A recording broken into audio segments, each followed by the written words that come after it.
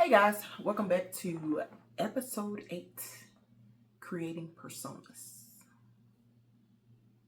We can all brag about the person that we were years ago, but who are you now? Even I can think of a time where I did sports, I did cheer, I did all these amazing things, all these achievements that I got in high school, perfect attendance, dean's list in college, all of these things, right? But strangers don't care. Like, of course, your coworkers or your friends or people who come to hear your story, maybe, right? But how about trying to live in the present? How about knowing your worth right now in this moment? And I know for some, the past was the best time of your lives, right? You can look back at your old prom pictures, at your old graduation pictures, at your old sports articles. You might have been a top football player. You might have been the captain of the dance team or the cheer squad, right? And I feel like a lot of people get caught up in that past. You can even look at the internet. Now in the world of digital creators, anybody can talk about anything, right? And I still have a 9 to 5, but I'm also in that realm of digital creators, right? I make art content, I make workout content. Life is content, right? But at the same time, do people really care? Do people really care about what you did 20 years ago? Sure, if you're an athlete and you're coming close to retirement or something of that stature, right? But the average Joe don't give a fuck. You know what I mean? Like the person you meet when you're on your walk in your neighborhood or you're taking a couple of laps on the track, they don't know you from a can of paint. So if you just walk up to them and just start talking about how you used to run track in school and you have all these gold medals, if it's an older person, they might care. Or they might look at you like how I look at people, like, why is the stranger walking up on me, right? But again, tonight's episode is going to be brief. It's not really much to elaborate on. It's kind of more, I won't say things that grind my gears. It's just like hearing people talk themselves up so much about what they did umpteenth years ago, right? But my question is, okay, but what are you doing now? Because just from being on the outside looking in, it seems like you keep reliving, rehashing that past, and you're not really productive today, right? And not that I'm here to judge or anything, it's just like everybody has a pet peeve, right? And okay, that's one of mine. Okay, I'm not gonna lie to you, right? When I'm amongst friends, we talk about, things that we did when we were younger, how we met each other, how we've been friends for so long, right? That's the proper setting for delving into the past. But some people dwell in the past, right? They don't live for today. They live for 15, 16 years ago, right? And I'm sure you guys know the exact people that I'm talking about. I'm sure you're scrolling on Facebook and this person just keeps posting this old picture or this old video about the moves they used to have or the trophies they won in the past, right? Or were awarded in the past, right? And you're looking like, okay, but now you like 500 pounds and that's it. You 500 pounds. Like you're not that star athlete anymore. Not to body shame or anything like that, but I'm just saying, like, you tend to see that people are stagnant in a sense. They're not moving forward. And then when somebody else comes along that is moving forward, it's the same people that's pulling them back down. Like, I love saying, because I'm getting to that age now. Back in my day,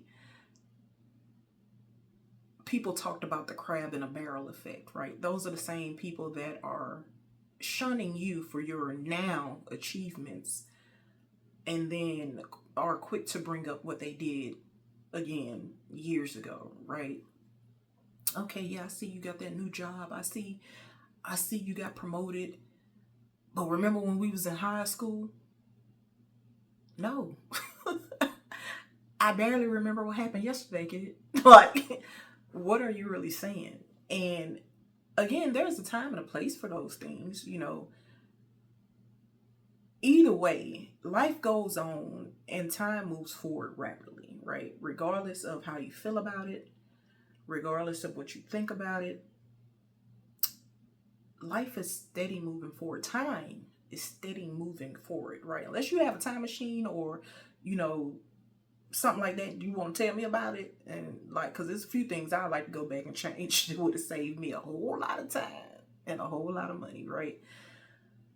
But say if you're showboating from decades ago for a night out with the guys, or for your future children and grandchildren, right?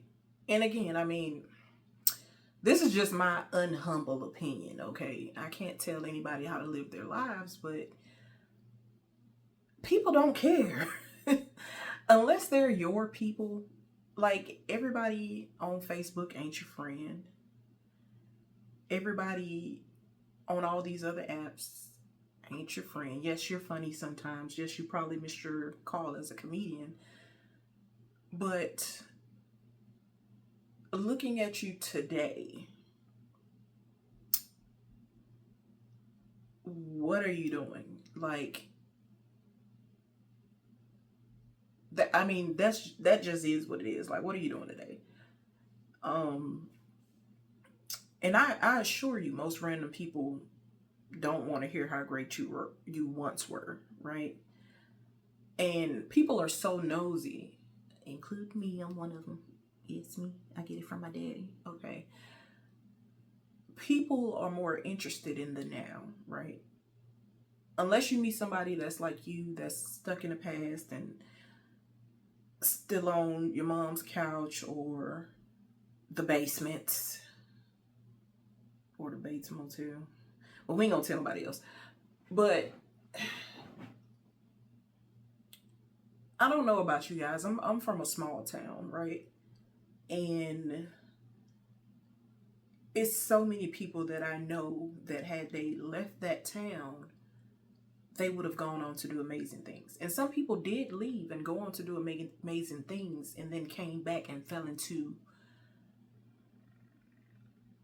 that stagnant, stuck position, don't feel like they were going to get out again. Just, I don't want to say gave up on life, but just became something else. You ever see those people that's not even in old age yet? I don't want to say elderly because, you know, it's some fine ass 50 years old, you know, 50-year-olds. I ain't too far from it, you know what I'm saying? But I'm a good bit of ways from But you have those people that are just stuck, and you know you can't stick a hand out. You know you can't help them. You know no matter what you're going to tell them, they're going to have a rebuttal, and half of the time it's not going to make sense. But they're comfortable. They're content with being where they are. And especially if it's somebody you care for. I have relatives that I know gave up, right? And I wanted so much better for them. My mom wanted so much better for them. My mom's, the first thing she told us, hey, don't bring no kids in the house before 18. B, you're gonna go to school, at least get your diploma, get some college, finish college, if that's in the grand scheme of things, right? And then get that job, be successful, get a family. Not like it was pressure to get one, but you know what I mean? Like, she had those affirmations and those positive things she wanted for us. But above all, in the midst of all that, the one thing she wanted for us was to leave that town, right? And you can do bad anywhere. I'm not saying that. Every I hate to say this, but everywhere has a ghetto. You know, if you went to downtown in certain places, everywhere has a ghetto, right? Everywhere has a hood. But there are a lot of places that you can make it in before you can make it in certain townships, before you can make it in certain small cities. And a lot of times you have to keep looking toward the future, or you can find yourself in that place. I know, for example, for me with my weight, I used to be small, right? High school weight, small. I maintained that weight throughout my young adulthood, right? Up until my mid-20s. And then I started working at a restaurant, okay? And I gained a few pounds, and then I lost a few pounds, and then I gained a few pounds, right? And it wasn't until after I left that restaurant and started a brand new job where I thought I was doing the work. I thought I'm doing a lot of walking, I'm doing a lot of movement. I wasn't moving that fast, and that's what caught my ass, okay? And all of those things I ate when I had a high metabolism from working in that restaurant caught up to me quick, right? And so I got stuck. I'm getting somewhere. Stick with the program. I'm getting there. I then gained a lot of weight. Not like I should be on my 600-pound life, but I did gain more weight than what I was used to, more than what my frame was used to carrying, right? And then at some point I got comfortable and I started telling myself, you cute for a big girl now. Don't let the doorknob hit you with a glove split. You kind of cute for a big girl, right? But it was in me, my body. My body was not happy. My bones weren't happy. I started having pains, and then pew, I shot off like a rocket, right? I got into a gym, I got into a program, I got a trainer, I started doing the work, I started losing weight, I started changing my diets, I started changing my behavior. And then I was really close back to those early 20s size, right? And oh, I got excited. But the thing about me, I like to eat, right? And I get real content with my snacking. And I get real comfortable, right? Especially when it's just me and I'm by myself, right? And I had to shake myself out of that thought process because I was quick to say, ain't nobody here to see it but me. Well, if you want somebody there to see it, which people will meet you where you are and they will love you for who you are. So don't take this out of context. Again, I'm not body shaming. I'm talking about me, right? And I know where I'm comfortable at, and I was uncomfortable, and I had to come to a realization with myself because I didn't see it.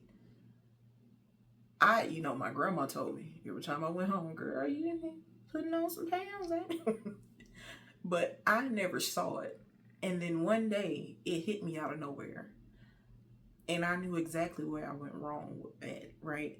And it was one of them days I jumped out of the shower a little too fast, and I turned to the side, and I had a mirror that probably was about 5 foot in width, maybe 6. And I got a full body shot, and I'm like, oh my God, like, where did we go wrong? And for a moment in time, I was stuck there, right? And now I'm content in a different way. I work out, I'm active, and if the weight comes off, it comes off. If it doesn't, it doesn't. But I know if I got chased by a pit bull, okay, he gonna catch me. But if I got chased by something smaller and slower than a pit bull, then I can outrun. Right? And I found things out about myself. I realized I was an emotional eater. Technically I still am. I eat when I'm happy, I eat when I'm sad, I eat when I get that promotion, I eat when I don't get that promotion, I eat, right? And so in order to counteract that and not get stuck and not get stagnant, I had to do something different. I had to come again with a different workout plan, because people who work out all the time, they know you will plateau, you will get stuck again. Putting forth your best foot, your best effort, you will get stuck again if you're consistently doing the same thing, right? And that takes me back to the persona you created when you were in high school. Unless you got trapped in time, like you're not that person. And that comes with having to give yourself positive affirmations, put yourself around positive people, put yourself around somebody else who don't want to get stuck in the same spot or the same position that you're in, right? You have to be able to take that constructive criticism, right? And for me, even though I know I'm not as big as I look on camera, I will wear baggy clothes. I will hop in front of the camera right after I ate something, knowing that I'm like 3 months with a food baby, right? And then I'll look back at the video and I'm like, damn, I look big as hell.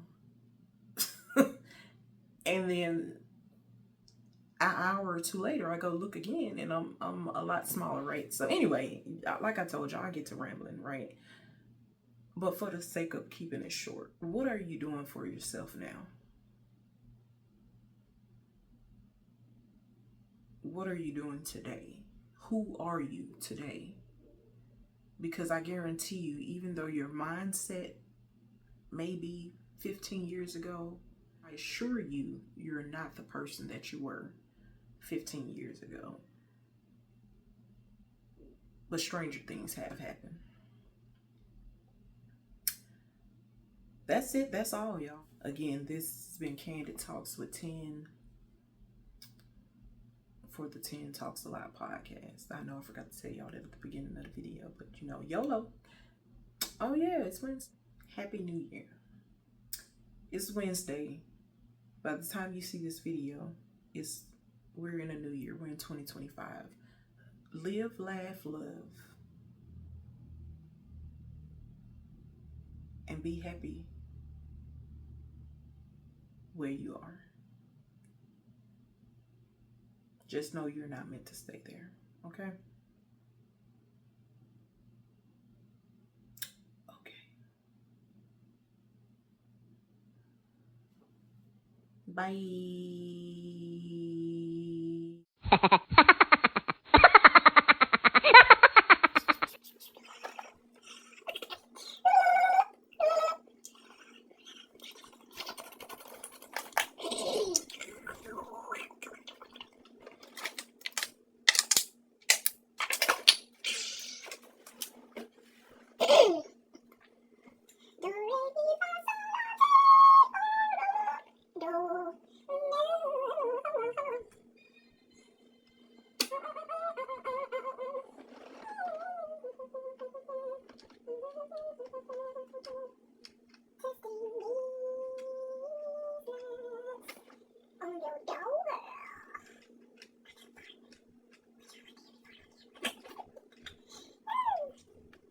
This is a blooperreel. I don't know where the volume is, 'cause I let it sit in the dark.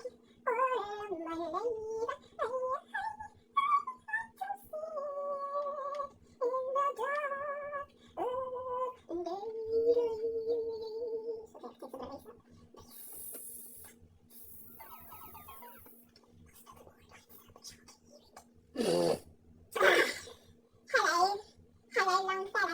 Testing. 1, 2, 3. Testing your baby and testing your baby. Shalom. Shalom.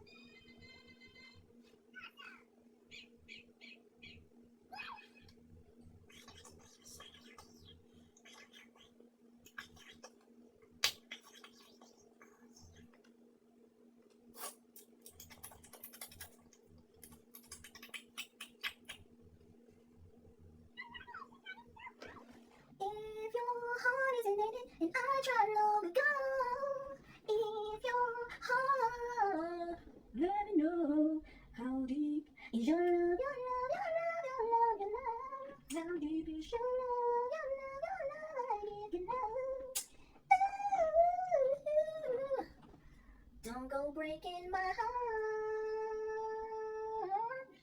Breaking my heart, yeah. Quit breaking my heart. Oh, baby. You're breaking my heart, yeah. All right, bye.